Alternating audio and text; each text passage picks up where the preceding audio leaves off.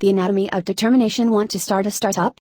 Get funded by Y Combinator. September 2009. Like all investors, we spend a lot of time trying to learn how to predict which startups will succeed.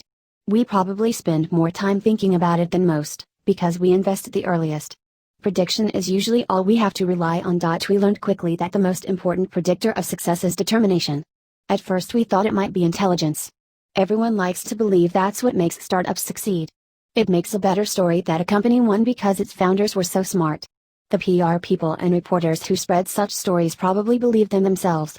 But while it certainly helps to be smart, it's not the deciding factor. There are plenty of people as smart as Bill Gates who achieve nothing. In most domains, talent is overrated compared to determination, partly because it makes a better story, partly because it gives onlookers an excuse for being lazy, and partly because after a while determination starts to look like talent. I can't think of any field in which determination is overrated, but the relative importance of determination and talent probably do vary somewhat. Talent probably matters more in types of work that are purer, in the sense that one is solving mostly a single type of problem instead of many different types. I suspect determination would not take you as far in math as it would in, say, organized crime. I don't mean to suggest by this comparison that types of work that depend more on talent are always more admirable. Most people would agree it's more admirable to be good at math than memorizing long strings of digits, even though the latter depends more on natural ability. Perhaps one reason people believe startup founders win by being smarter is that intelligence does matter more in technology startups than it used to in earlier types of companies. You probably do need to be a bit smarter to dominate internet search than you had to be to dominate railroads or hotels or newspapers. And that's probably an ongoing trend. But even in the highest of high-tech industries, success still depends more on determination than brains. If determination is so important, can we isolate its components? Are some more important than others? Are there some you can cultivate? The simplest form of determination is sheer willfulness. When you want something, you must have it, no matter what. A good deal of willfulness must be inborn, because it's common to see families where one sibling has much more of it than another. Circumstances can alter it, but at the high end of the scale, nature seems to be more important than nurture. Bad circumstances can break the spirit of a strong-willed person, but I don't think there's much you can do to make a weak-willed person stronger-willed. Being strong-willed is not enough, however. You also have to be hard on yourself. Someone who is strong-willed but self-indulgent would not be called determined. Determination implies your willfulness is balanced by discipline. That word balance is a significant one. The more willful you are, the more disciplined you have to be. The stronger your will, the less anyone will be able to argue with you except yourself.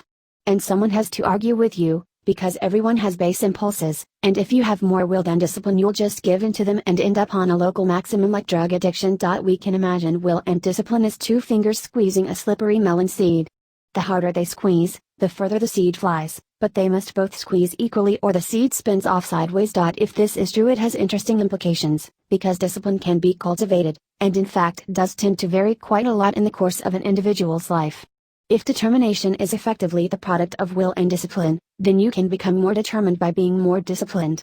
One another consequence of the melon seed model is that the more willful you are, the more dangerous it is to be undisciplined. There seem to be plenty of examples to confirm that. In some very energetic people's lives you see something like wing flutter, where they alternate between doing great work and doing absolutely nothing.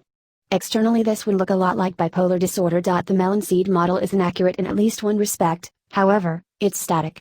In fact, the dangers of indiscipline increase with temptation. Which means, interestingly, that determination tends to erode itself. If you're sufficiently determined to achieve great things, this will probably increase the number of temptations around you. Unless you become proportionally more disciplined, willfulness will then get the upper hand, and your achievement will revert to the mean. That's why Julius Caesar thought thin men so dangerous. They weren't tempted by the minor perquisites of power. The melon seed model implies it's possible to be too disciplined. Is it? I think there probably are people whose willfulness is crushed down by excessive discipline, and who would achieve more if they weren't so hard on themselves. One reason the young sometimes succeed where the old fail is that they don't realize how incompetent they are. This lets them do a kind of deficit spending. When they first start working on something, they overrate their achievements. But that gives them confidence to keep working, and their performance improves. Whereas someone clear-eyed would see their initial incompetence for what it was, and perhaps be discouraged from continuing. There's one other major component of determination, ambition. If willfulness and discipline are what get you to your destination, ambition is how you choose it. I don't know if it's exactly right to say that ambition is a component of determination, but they're not entirely orthogonal. It would seem a misnomer if someone said they were very determined to do something trivially easy. Unfortunately, ambition seems to be quite malleable. There's a lot you can do to increase it. Most people don't know how ambitious to be, especially when they're young. They don't know what's hard, or what they're capable of. And this problem is exacerbated by having few peers.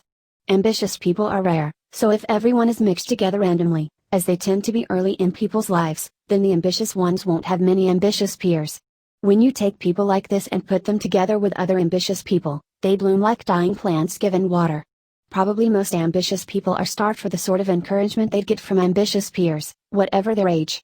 2 achievements also tend to increase your ambition.